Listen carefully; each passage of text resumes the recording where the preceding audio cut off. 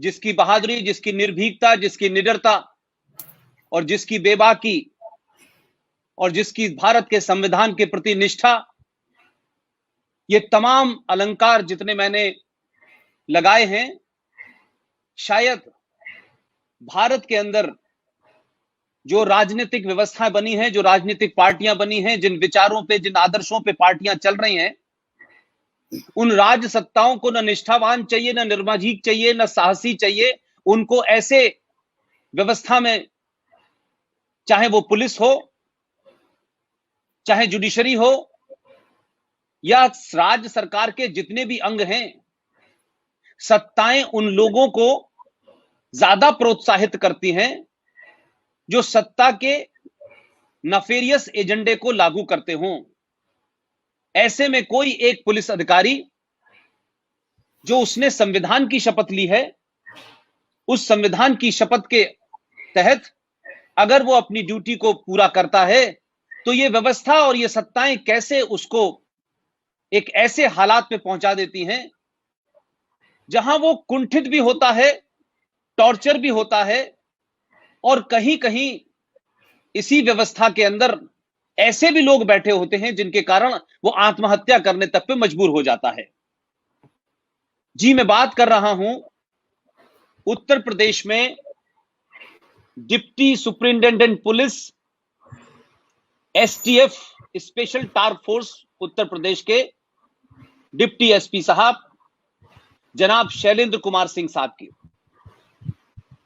आपकी कहानी देश ने अभी चंद दिनों पहले सुनी, लेकिन यह दुर्भाग्य है कि एक ईमानदार, एक निष्ठावान पुलिस अफसर जब अपनी ड्यूटी करता है तो कैसे उसके साथी उसको मझधार में छोड़ देते हैं और अपने राजनीतिक आकाओं के चलते उसको मजबूरन 17 साल पहले अपने पद से, अपने परिवार की जान माल इज्जत बचाने के लिए इस्तीफा देना पड़ता है। और वो कैसे इस पूरे व्यवस्था के अंदर एक एकाकी जीवन, एक अंधकार में अपना जीवन, एक गुस्से में, एक तकलीफ में अपना जीवन व्यतीत करता है। Shailendra Kumar ji, we support Pushpendra Kulshreshtha YouTube channel पर मैं आपका इसलिए खास तौर से इस्तकबाल करना चाहता हूं, आमंत्रित करना चाहता हूं, क्योंकि मैं इस बात से आहत हूं जब से मैंने आपकी कहानी सुनी है। वैसे हम कोई प्रोफेशनल यूट्यूबर नहीं हैं, लेकिन हमारी कोशिश होती है कि कम से कम आज के दौर में आप अपनी बात, अपने मन की बात, जो जो आपके साथ हुआ है वो बता सके, क्योंकि टेलीविजन के पास समय कम होता है और वो बाइट पर चलते हैं। लिहाजा मैं चाहता हूं कि शैलेंद्र कुमार सिंह को आज पूरा देश सुनना चाहता है, जानना चाहता है कि उनके साथ जो भी कुछ हुआ है वो क्या हुआ, कैसे हुआ, कब हुआ और कैसे कैसे ये कड़ी आज यहां पहुंची। आप उन तमाम घटनाओं को देश के सामने कैसे रखना चाहते हैं? शैलेंद्र जी, आपसे मेरी दरखास्त है, रखें। बहुत बहुत धन्यवाद। सबसे पहले मैं बताना चाहूंगा कि हम लोग जब भर्ती होते हैं पुलिस में, तो उसमें इस बात पे हम लोगों को सिखाया जाता है कि संविधान के अनुसार चलना है, और ये कहा जाता है कि कानून का शासन होता है, संविधान के अनुसार ही चलता है, और हम एक पब्लिक सर्वेंट के रूप में भर्ती होते हैं, लोक सेवक जिसको हिंदी में बोलते हैं। लेकिन जब हम लोग भर्ती होकर ट्रेनिंग के दौरान आए तो देखा है सब लोग हम लोग को गवर्नमेंट सर्वेंट बोल रहे थे। ध्यान दीजिएगा शब्दों पे कि हम लोक सेवक भर्ती हुए पब्लिक सर्वेंट के रूप में, जब सर्विस में आ गए तो गवर्नमेंट सर्वेंट हो गए, और जब फील्ड में पोस्टिंग हुई तो हमने देखा वहां पे हम एक पार्टी के सर्वेंट के रूप में दिखे। कोई पार्टी आती है उसके अपने फिक्स अधिकारी हैं, वही लोग मेन स्ट्रीम में आते हैं, और दूसरी पार्टी आती है तो वो अपने लोगों को लेके आती है। और लोकतंत्र का ये बहुत ही कड़वा सच है कि जो पब्लिक सर्वेंट के रूप में भर्ती हुआ था, हकीकत में वो पार्टी सर्वेंट के रूप में हो चुका है। मैं इस बात को अभी समझ नहीं पा रहा था, समझ तो पा रहा था लेकिन आत्मसात नहीं कर पा रहा था। 9.5 साल की मेरी सर्विस थी, जिसमें से 2 साल ट्रेनिंग में कटती है पुलिस की, और 7.5 साल में फील्ड में पोस्टिंग रही। और मैंने देखा सर्विस के दौरान कि हमको जिस काम के लिए कहा जाता है पब्लिक के सामने, जब हम उसको करते हैं ईमानदारी से, तो तत्काल उसको पलटने के लिए एकांत में बोला जाता है कि इसको ऐसे नहीं ऐसे करना है। वो तो पब्लिक के सामने बोला गया है दिखाने के लिए, लेकिन करना हकीकत में ये है।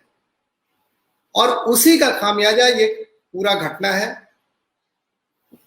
2003 में उत्तर प्रदेश के लखनऊ के राजधानी में कैंट थाना क्षेत्र में मुख्तार और उस समय कृष्णानंद जीवित थे, इनके बीच में क्रॉस फायरिंग हुई। दिन दहाड़े भोर में हुई। भोर में मतलब उजाला हो चुका था।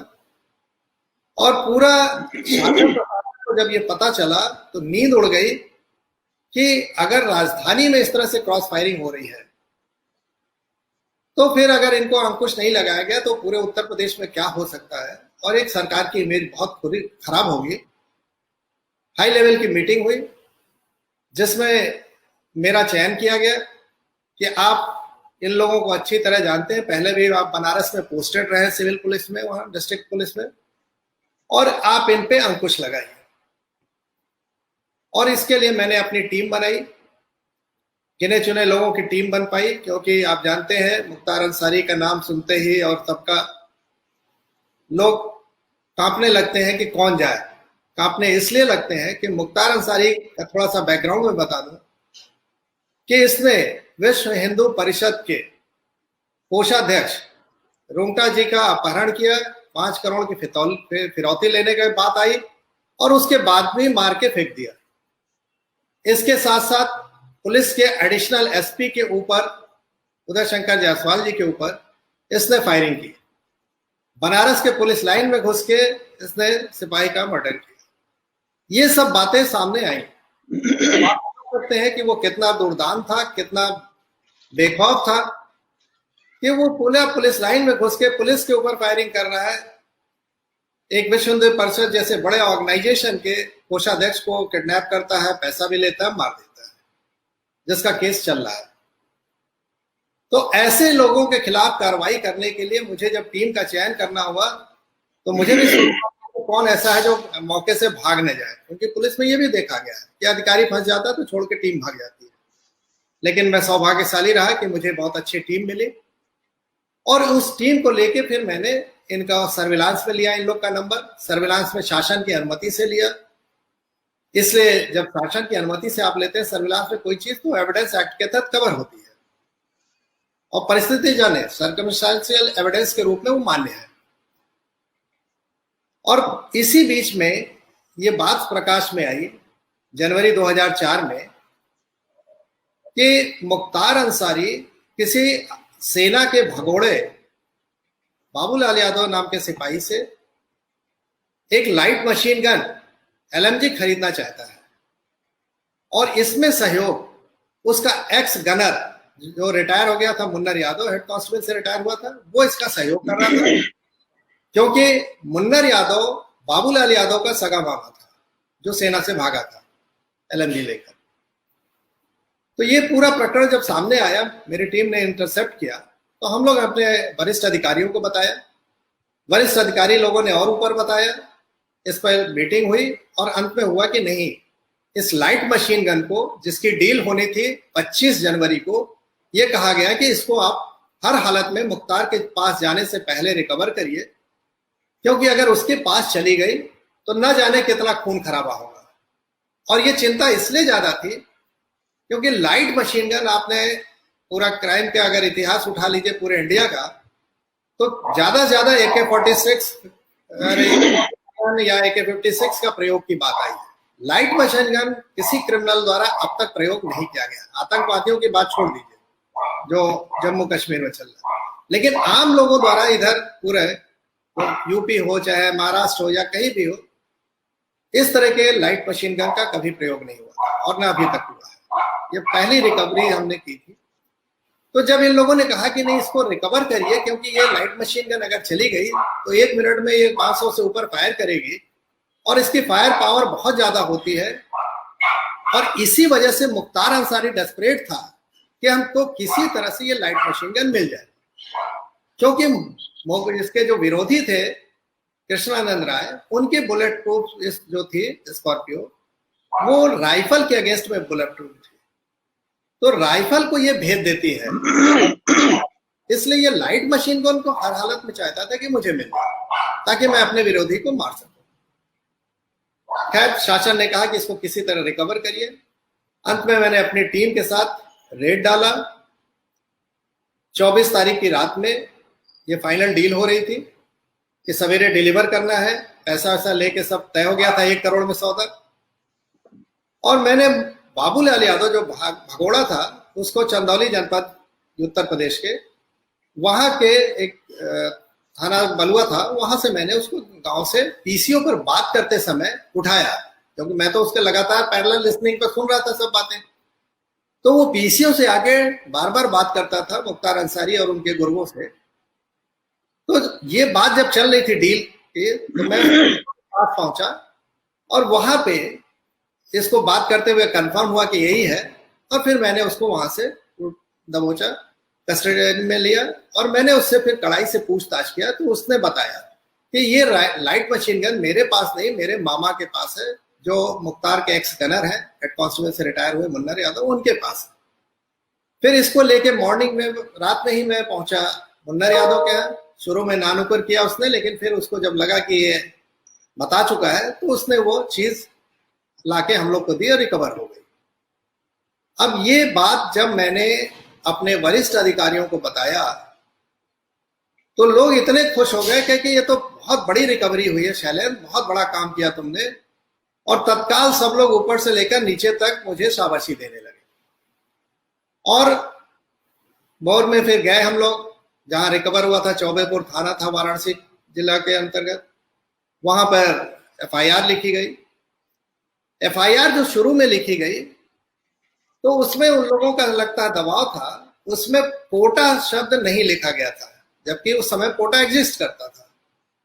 उसकी धाराएं नहीं थी, क्योंकि हम लोग तो रिकवरी मेमो दाखिल करते हैं।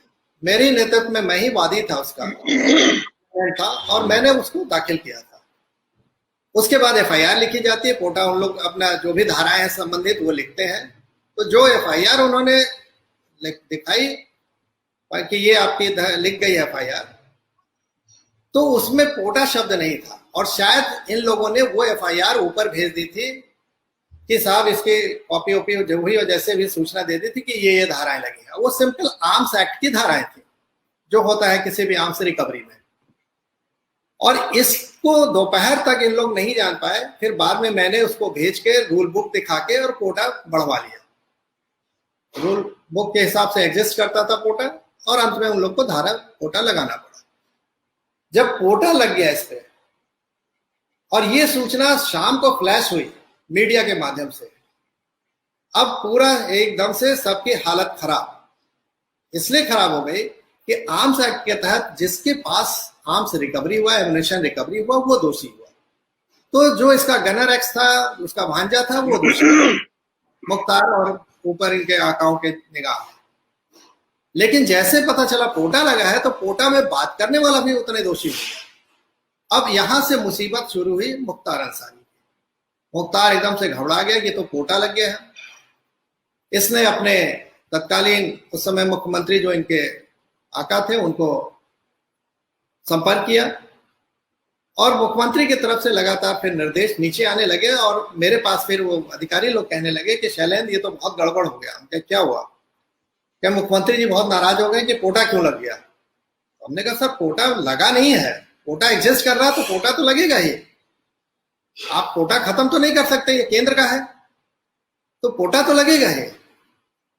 अब पूरा इन लोग हालत खराब, मुझसे कहने लगे, मुलायम सिंह जी बहुत नाराज है, उस समय मुख्यमंत्री थे, कि इसको आप खत्म करिए। तो हमने कहा सर, आप लोग पुलिस अधिकारी हैं, कोई एफआईआर लिखने के बाद खत्म कैसे हो सकती है? आप भी जानते हैं, ना उसको फाड़ा जा सकता है, ना बदला जा सकता है।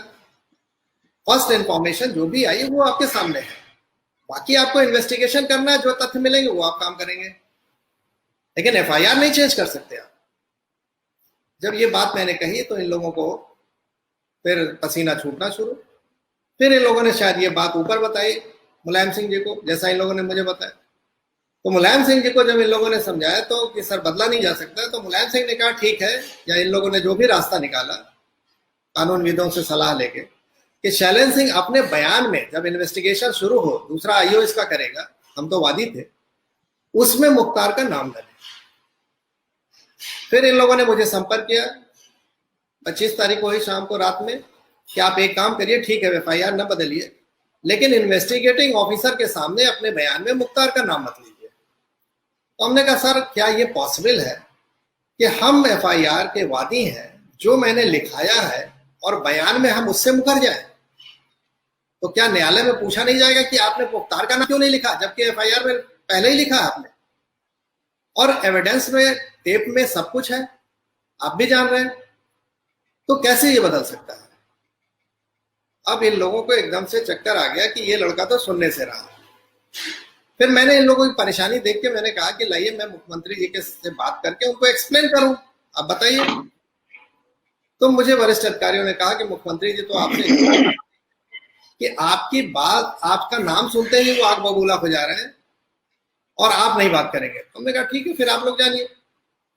तो 24/25 की रात में पकड़ा गया, एफआईआर लिखा गया, शाम तक ये सब नाटक चलता रहा और मुख्यमंत्री जी इतना नाराज हुए कि उसी 25/26 के रात में आईजी, डीआईजी, एसएसपी सबका ट्रांसफर हो गया और हमारी जो अनऑफिशियल यूनिट वहां बनाई गई थी उसको क्लोज करके बनारस की यूनिट को लखनऊ बुला लिया गया कि आप लोग आ जाइए, वहां कोई काम नहीं है। लखनऊ अब मैं आ गया और यहाँ पे फिर जो नए अधिकारी लोग आए, इन लोग हमको समझाते रहे कि चैलेंज नौकरी बहुत है, ऐसे नहीं की जाती है, प्रैक्टिकल हो जाओ, बहुत चीजें अनदेखी करनी पड़ती हैं, ये जो बोला जाता है वही नहीं है, जो दिखता है वो सच नहीं है, पर्दे का पीछे का सच दूसरा है। तो हमने कहा सर पर्दे के पीछे का सच चाहे जो भी हो, लेकिन हम जो चीज लिखे हैं, कर रहे हैं, हम उससे कैसे मुकर जाए? और जब इतना एविडेंस है माफिया के खिलाफ, तो उस एविडेंस को हम क्या करें? क्या हम मिटा देंगे जो शासन के परमिशन से सुना गया है? क्या हम क्या कर लेंगे? तो मेरे रहते तो ये नहीं संभव सर, मैंने स्पष्ट कह दिया। अब इन लोगों को कुछ समझ नहीं रहा था, कोई इनडायरेक्टली समझाने के बहाने हमको धमकाता था, आप माफिया से पंगा ले रहे हो, तुम्हारा जान का खतरा, तुम्हारे परिवार के जान का खतरा है, तुमको मालूम नहीं है, अगर ब्लैक लिस्टेड हो गए, सबकी निगाह में आ गए तो मुश्किल है नौकरी करना, तुम्हारा करियर बर्बाद हो जाएगा। तमाम बातें समझाने के बहाने हम लोगों को एक तरह से धमकी देने लगी। और जब मैं नहीं बदला तो मेरे जो टीम थी, उस टीम को इन लोगों ने तोड़ने का प्रयास किया कि तुम लोग अपने बयान से मुकर जाओ, इनका तो देख लेंगे।